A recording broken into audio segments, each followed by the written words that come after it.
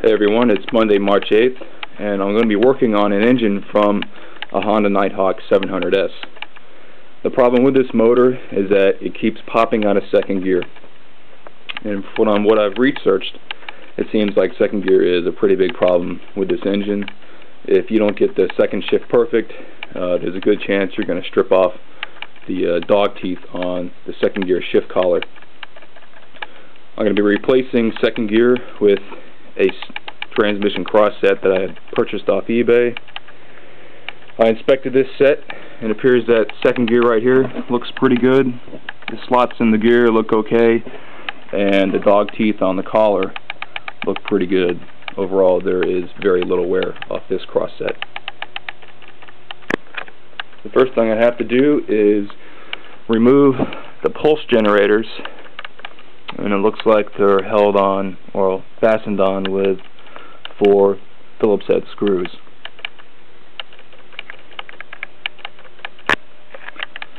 Next, we need to remove the bolts that hold the output gear case to the engine crankcase.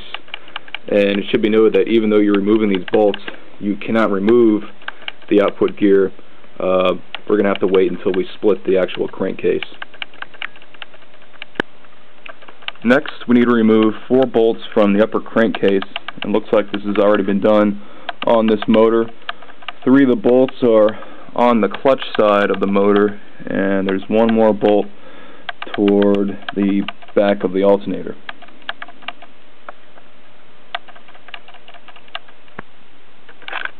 The next thing we need to do is remove all the bolts that are holding the 2 crankcase halves together. There are 15 6mm bolts and 11 8mm bolts. We need to remove the 6mm bolts first and then the 8mm bolts, all while doing this in a crisscross pattern to prevent warping the crankcase.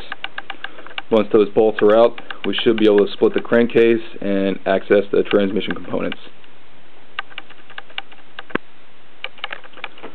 Now, once you have all the bolts removed from the crankcase, it's going to be time to split the 2 halves. And if your engine's anything like mine, it didn't want to come apart by hand, so I had to tap on the case a couple times with a rubber hammer. As you can see, it's ready to come off.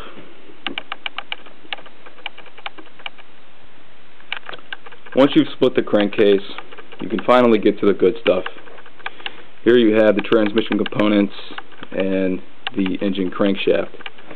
Just a reminder, you want to go ahead and put the lower crankcase half on something clean so that we don't get dirt inside the crankcase.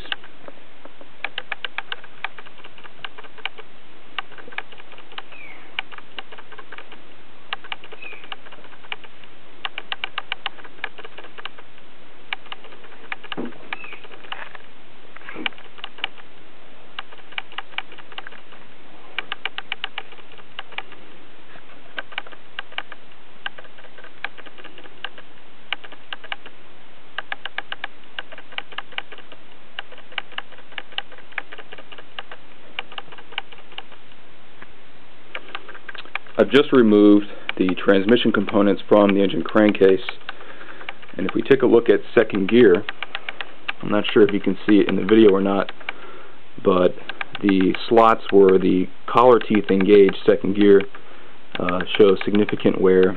The slots have actually elongated, and I'm hoping that this was the cause of the problem with second gear popping out.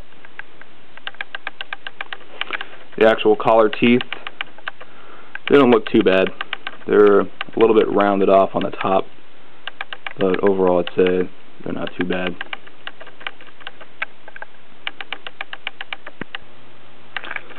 Right now I'm working on one of the transmission cross shafts, and you're going to need a good set of snap ring pliers because there are several snap rings that hold the gears and collars onto the shaft.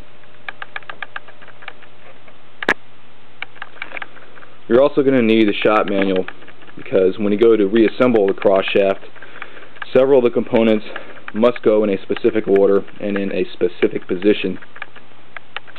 For instance, if we take a look at the cross shaft, there are several oiling holes, and these holes need to line up with the holes in the gears and collars. Otherwise, oil won't get to the components and the cross shaft will fail due to oil starvation. I've just removed second gear and the second gear shift collar from the transmission cross shaft. If we take a closer inspection at second gear, I'm not sure if you can see in the video, but the tops of the slots have essentially rounded off and elongated, and I believe that is what is causing the problem of second gear popping out whenever the bike is running.